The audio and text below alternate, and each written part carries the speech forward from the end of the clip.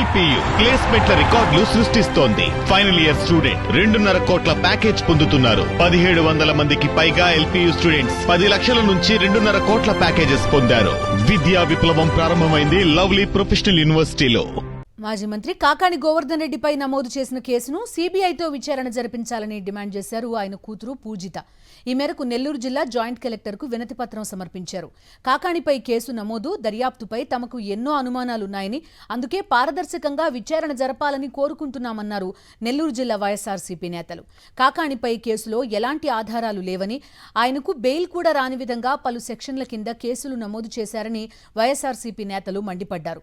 కాకాని వైపు న్యాయం ఉందని, అందుకే సీబీఐ ఎంక్వైరీ చేయాలని కోరామని తెలిపారు.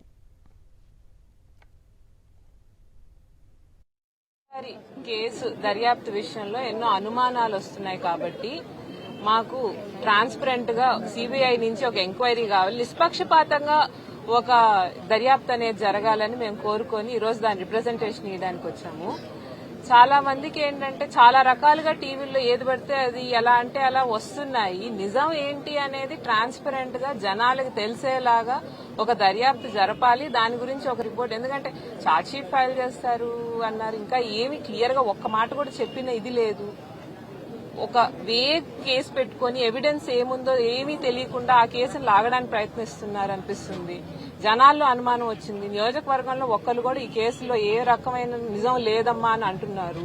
అయినా గానీ ఈ కేసు లాగుతానే ఉన్నారు, ఎక్కడ ఎండ్ లేకుండా ఉంది. అందుకని మా వైపు న్యాయం ఉంది కాబట్టే మేము ధైర్యంగా సీబీఐ ఎంక్వైరీ వేయండి, ఏదైతే అది జరుగుతుంది, నిజం బయటకు వస్తుంది కదా, జనాలకు నిజం తెలుస్తుంది కదా అని చెప్పి ఇక్కడికి వచ్చి దాని గురించి రిప్రజెంటేషన్ ఇచ్చాము జాయింట్ కలెక్టర్ గారికి. తొందరగా దాని మీద ఏమన్నా చర్య తీసుకుంటారని చెప్పి మేము కోరుకుంటున్నాం. అందరం కూడా ఒకటే డిమాండ్ చేస్తా ఉన్నాం. ఈ కేసులో అనవసరంగా నిర్దోషులుగా ఉన్నటువంటి వారిని, అమాయకులైనటువంటి వారిని నిర్బంధంలోకి తీసుకుంటే రాబోయే రోజుల్లో వైఎస్ఆర్సీపీ ప్రభుత్వం వచ్చిన తర్వాత ఈ రోజు ఎవరైతే ఓవర్ యాక్షన్ చేస్తా ఉన్నారో అధికారులు కానివ్వండి, నాయకులు కానివ్వండి, ఎవరైనా కూడా ఎవరిని కూడా ఉపేక్షించేది లేదని ఇప్పటికే జగన్మోహన్ రెడ్డి గారు పలు సందర్భాల్లో చెప్పడం కూడా జరిగింది.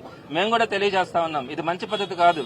నెల్లూరు జిల్లాలో ఎప్పుడు కూడా ఇలాంటి చర్యలు ఎమ్మెల్యేలుగా పనిచేసినటువంటి వాళ్ళని కానీ, ఎమ్మెల్యేలుగా ఉన్నటువంటి వ్యక్తులను కానీ, ఎమ్మెల్సీలు, ఎంపీల గురించి ఇట్లా కేసులు పెట్టి అక్రమంగా పెట్టి ఎవరో ఇచ్చినటువంటి కన్ఫెషన్ స్టేట్మెంట్స్ ఆధారం చేసుకుని అరెస్టులు చేయడం అనేది, నెలల తరబడి వాళ్ళందరినీ కూడా జైల్లో పెట్టడం అనేది ఎప్పుడు కూడా ఆ సంస్కృతి నెల్లూరు జిల్లాలో లేదు. మొట్టమొదటిసారిగా ఈ రోజు గోవర్ధన్ రెడ్డి గారిని నిర్బంధంలో తీసుకున్నారు. ఇది మంచి పద్ధతి కాదని కూడా తెలియజేస్తా ఉన్నాం. ప్రభుత్వాన్ని కూడా విన్నవిస్తా ఉన్నాం, ఇది కరెక్ట్ కాదు, ఇటువంటి సంప్రదాయాలు మంచివి కాదు. ఈ విధంగా కనుక కొనసాగితే భవిష్యత్తులో చాలా ప్రమాదాలు కూడా వచ్చే పరిస్థితి ఉంది. ప్రజాస్వామ్యం మీద కూడా ఎవరికి కూడా నమ్మకం పరిస్థితి కూడా ఉండదని చెప్పి తెలియజేస్తా ఈ రోజు కలెక్టర్ గారికి వినతి పత్రం కూడా ఇవ్వడం జరిగింది.